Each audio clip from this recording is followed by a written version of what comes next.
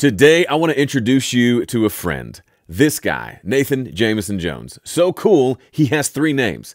Also, we are both from Mississippi, which is delightful. Nathan is a composer and creates beautiful instrumental compositions and creates content around this whole idea of composing. But there are so many lessons in his content for us songwriters and music production folks. Today, we're going to review one of his latest videos, specifically pulling out 3 lessons, any of which could be a game changer for you and your music. And by the way, number 3, I think, is my favorite. As soon as I started watching this video, I immediately started taking notes because there were so many good ideas that I wanted to remember for myself and I wanted to share with you. The first is a pretty common piece of advice, but he's got a very cool, unique spin on it.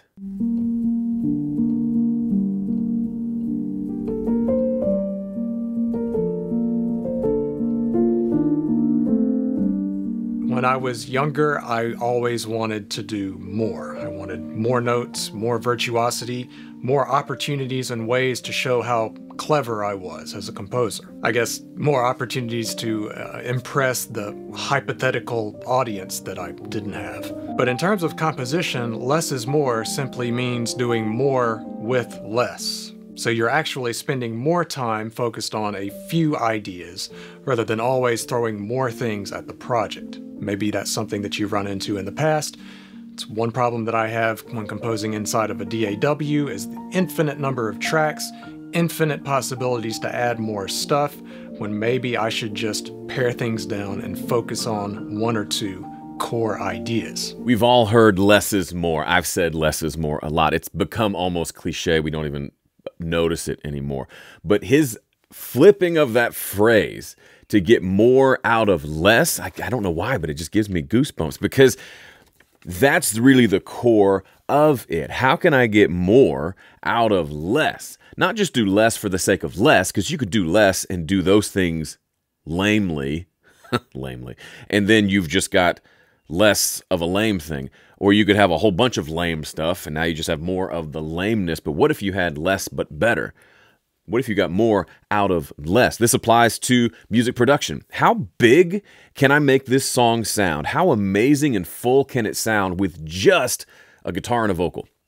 Or with just drums, bass, and 2 guitars? Can I get it to be like album ready with just those elements?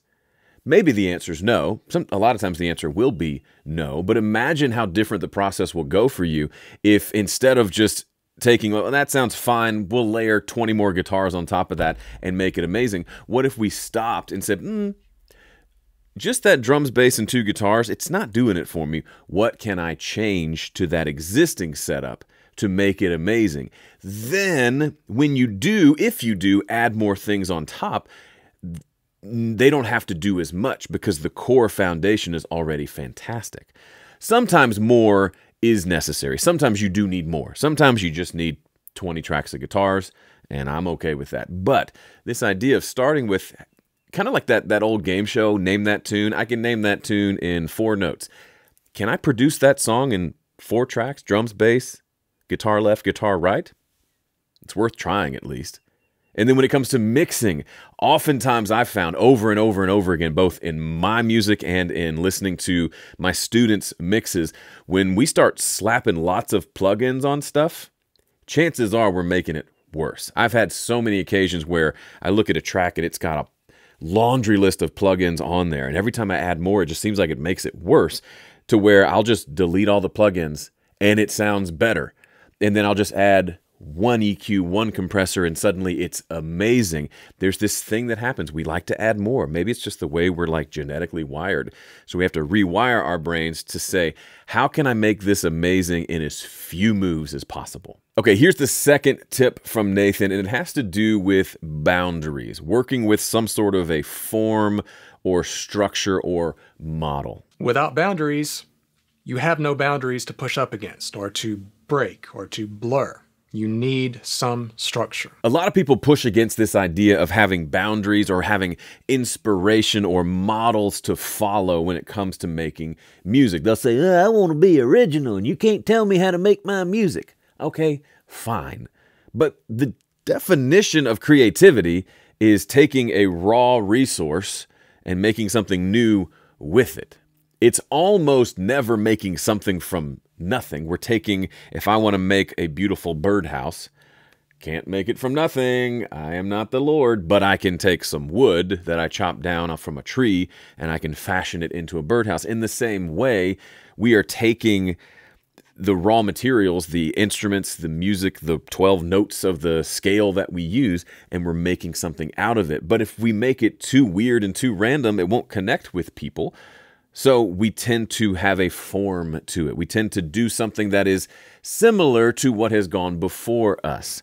People push against that, but go watch an interview with your favorite artist. What do you see all the time? They say, here are my biggest inspirations. I am inspired by this person, this person, this person, this person. They go in a laundry list of people that they essentially are stealing from. I developed my sound by listening to these 5 artists, and that informed how I now make music. That's not cheating. That's not even wrong. That's literally the way we as humans were made to be. We're made to be in community. We're made to be inspired and to build on the work of people who have gone before us. Don't be so arrogant to think that you have to be completely unique over here and don't need any input or any inspiration from anyone else.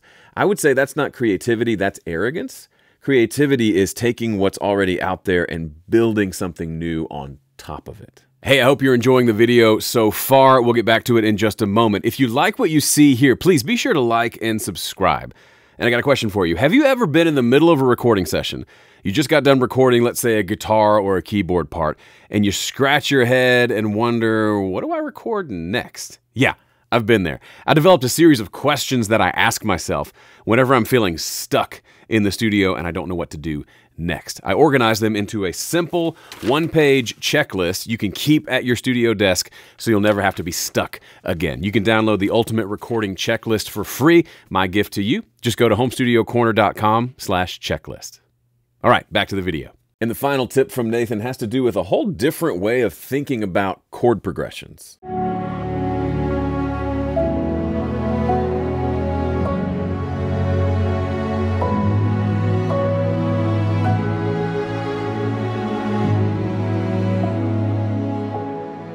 We all know that storytelling is a powerful device, but in music, just saying tell a story feels a little abstract. Like we're not quite sure how to do that. So instead of telling you some vague nonsense about you should compose to elicit an emotional response from the listener, no kidding. I'll give you an actual musical technique that you can use to achieve this. Stories have a narrative structure, a form, and they're usually linear in some way. They have a shape to them. They have a story arc, we might call it. In music, we can achieve a similar sense of narrative structure by writing in a more linear way. And this is a bit lost on a lot of modern composers if they've come up just doing rock or pop or some genre that is primarily focused on verticals, like just a vertical looping chord progression that doesn't really change.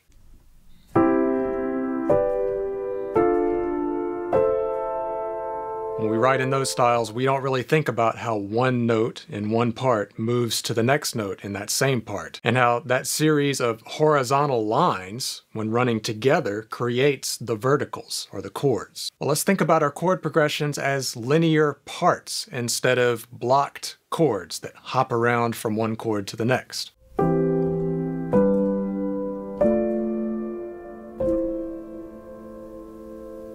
I explain this in more detail in a free ebook that I made on composition that I still think holds true to this day. It walks you through some more of these principles that I like to use and goes into a bit more detail with more examples. It's free to download down in the description below if you're interested. So now each part goes on its own journey, tells its own story, and the great thing, the thing that I love most about writing in this sort of style, is that I can pull parts out of the chord progression. It doesn't need the full chord anymore because it as a part, has a melodic shape to it. So it's like having a series of melodies that all come together. You may know this as counterpoint if you studied any classical music. I love this idea, and I haven't fully internalized it yet with my own music because I'm still a knuckle dragger guitar player who just bangs out chords. However, a great example of this that comes to mind immediately when he starts talking from the rock world is U2. Whether you're a U2 fan or not is beside the point. Listen to so many of their songs. The Edge is playing at most like 1 or 2 notes on his guitar. He's not playing a full chord progression. He's playing a little, usually melodic part. And the whole chord, quote unquote, doesn't come together until you add in the bass. So it's really the guitar and the bass together do a full chord progression. This is very different from just like rock bands playing power chords together. The Edge is playing something that by itself, you could almost say doesn't work until you bring in the bass line to complete it. Because the Edge might repeat that same part and the bass line changes underneath. They're both kind of doing their own melody that comes together to create a chord. I find that super interesting. If you find yourself just blonking out chords all day and that's all you ever record, start thinking in terms of melody. I talk about this in my production course. When you're stuck as to what to create next, think of 3 different types of variations that you can add. Harmonic variations, what's a different voicing of that chord perhaps? Rhythmic variations, is everybody playing the same rhythm? And maybe that's what's making it feel stale. We need some different kind of counter rhythms going on. Or melodic variations. This one's my favorite because it can really involve all 3. We could introduce some sort of melody to, let's say, the bass guitar or that extra electric guitar that is melodic but also follows a slightly different rhythmic pattern than anything else. And it might even, in the notes that it plays, bring in new harmonic elements that weren't there before. So a melody can also help you add variations of rhythm and harmony to the part itself. In Nashville, a lot of times we call this a hook. What's the thing that we hear that we say, that's good? That's the thing that we hum. It's stuck in our head for later. If your song doesn't have at least one of those, if not lots of those, specifically in the music, the instrumentation itself, you might be missing an opportunity. There might be a place to make this, instead of just the guitarist is playing C, G, A minor, F, maybe there's some rhythmic, melodic elements that can be added on top of that to make it this unique, cool thing instead of just kind of boring 4 chords in the truth. All right, so those are 3 of the 5 ideas that Nathan shared in his video. I'll link to it in the description. Go watch the full video. Go subscribe to his channel. Even if you would say, I'm not a composer. If you do music production, even if you're not writing the songs, by the way, if you write songs, you are a composer.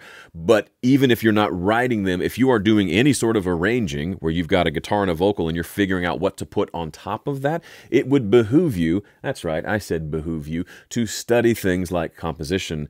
And Nathan just happens to be my favorite. So go subscribe to his channel. Thanks for watching. And if you liked this video, I've got a video on something that changed my songwriting forever that you might like as well. Thanks for watching. See ya.